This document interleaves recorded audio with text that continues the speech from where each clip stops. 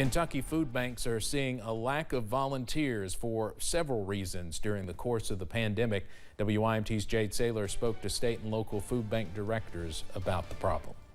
Lack of volunteerism is affecting food banks in Kentucky. Directors say the pandemic plays a big part in the shortage. It's definitely affected our numbers with, entire groups that may be scheduled to serve in an evening from like 5 to 7 p.m. Find themselves no longer able to come because many of the folks that were going to be joining their group have COVID. Potential volunteer groups are stepping away from food banks to avoid potential COVID exposure. There are groups that can't volunteer at all because like an employer will say, I know we have had a culture of volunteering, but during COVID, we just really don't want, so much of our team exposed. The shortage is not only doubling the work for employees, but also the time it takes to distribute items to those in need. If we had a group from an employer coming to volunteer and then they cancel last minute, there may be some staff members that are going to have to sort of pick up the slack and keep the distribution going. And so that means longer wait times for folks. Some local food banks say the pandemic is lessening the number of people that come in to be served each month. Could be another reason too, that people just are scared to come out and just be in the public. Appalachia Reach Out in Martin County heavily rely on their volunteers. It's great for us to be able to rely on them to be consistent, come in and be willing to do this for us. Local and state food banks are encouraging more people to get out and volunteer safely. Jade Saylor, WYMT Mountain News. If you are interested in volunteering at food banks around your area, you can visit our website at WYMT.com for more information on where to start. In Laurel County, a man and woman are accused of trying to rob a gas station. Deputies say Regina Neal dressed in overalls and a ski mask and demanded money from a clerk at Glenview Market early this morning. She also threatened to shoot her, but the clerk refused to comply. Neal took off in a vehicle with who deputies say was William Francis. Both are facing attempted robbery charges. Also in Laurel County, a man is facing several theft charges. Deputies arrested Jonathan Carpenter on warrants out of Whitley County. He's accused of stealing from a woman who hired him to do some repairs on her home. Deputies also say he changed numbers on a receipt from a building supply store to take more money from the homeowner. Carpenter is also accused of breaking into a home and stealing several items, including firearms. He's facing theft and burglary charges. Yesterday, we told you about some scam calls happening in eastern Kentucky, and now another warning. Hazard police are warning folks about an Ashland number calling people claiming to be hazard police. The caller says that an arrest warrant is placed on the caller and asking for a fine to be paid. Police say they will never call about an arrest warrant and/or ask for money. If you get a call like this, you're asked to call police and let them know about it. 2 years ago, Artist Collaborative Theater in Pike County was destroyed due to a fire. Eastern Kentucky thespians from all walks of life were devastated by the loss of a building many of them called home. The theater is not rebuilt, but the show goes on. The theater's comeback season is underway, and 2 shows have already been finished in late 2021, with a third in rehearsals. Actress Ashley Ratliff says she's excited for what the future has in store. I know a lot of us were afraid that losing the building and losing all that would be the end, and that we wouldn't recover, but we didn't let it stop us. Ratliff says she and her 2 children, Bailey and Silas, are excited for the season ahead. We'll have more from Ratliff and others with Artist Collaborative Theater coming up tonight at 11.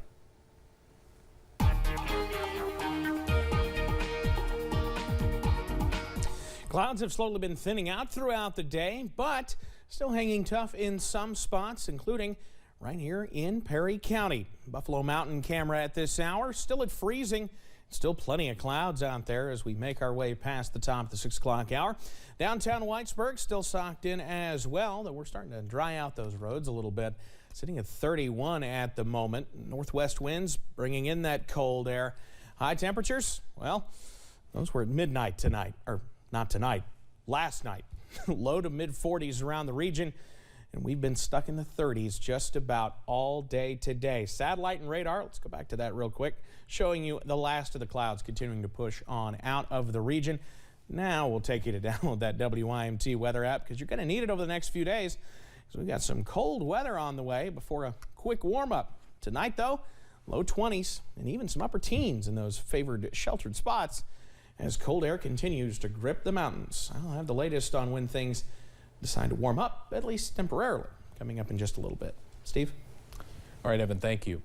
Today's COVID numbers are in, and we are now at more than 1,100,000 total cases. The state reported 15,305 new cases just today, bringing our case total now to more than 1,100,000. There were 23 deaths reported today as well, putting the Commonwealth's death toll now at 12,786. The positivity rate sits at 33% even. You can always find the latest COVID-19 information on our website at WYMT.com. The Biden administration is ending the legal battle over its vaccine or test mandate, at least for now. Kentucky Chamber of Commerce officials say the Kentucky business community is relieved by the decision.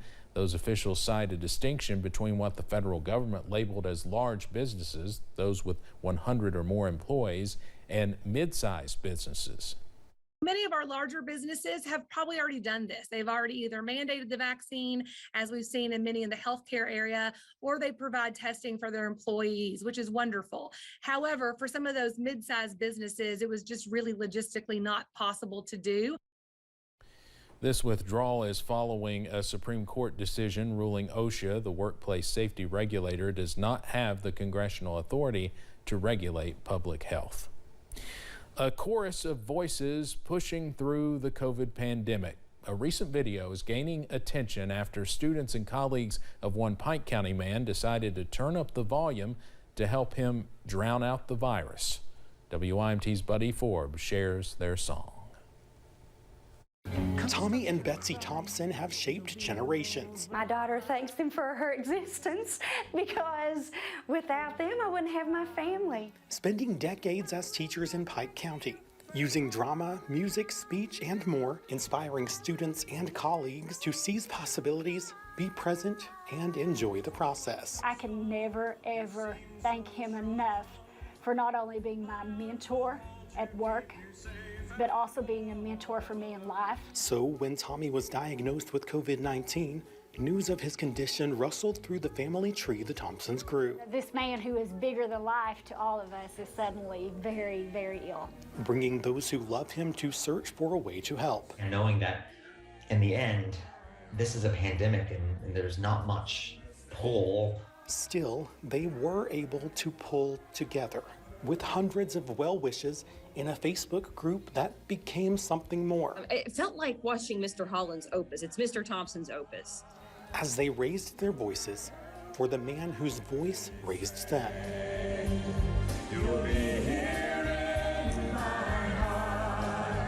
Coming together to sing in one voice and sing in one song. Using an app called Smule, singing a song that Thompsons loved and taught. I think there's nothing more powerful than all those faces he taught, taking a second to say, you're in our hearts. To send Mr. Thompson the only message he has ever understood. We also knew that he was a fighter and that he can overcome. If anybody's an overcomer, Tommy Thompson's an overcomer. Love and light through every fight. In Pike County, Buddy Forbes, WYMT Mountain News. Great story. The group says things are looking up for Thompson, and they hope the video served as a small distraction. They say they are ready to see him back at full strength so they can give him another standing ovation. Eastern Kentucky communities can now apply for grant funding for projects that could improve the economy.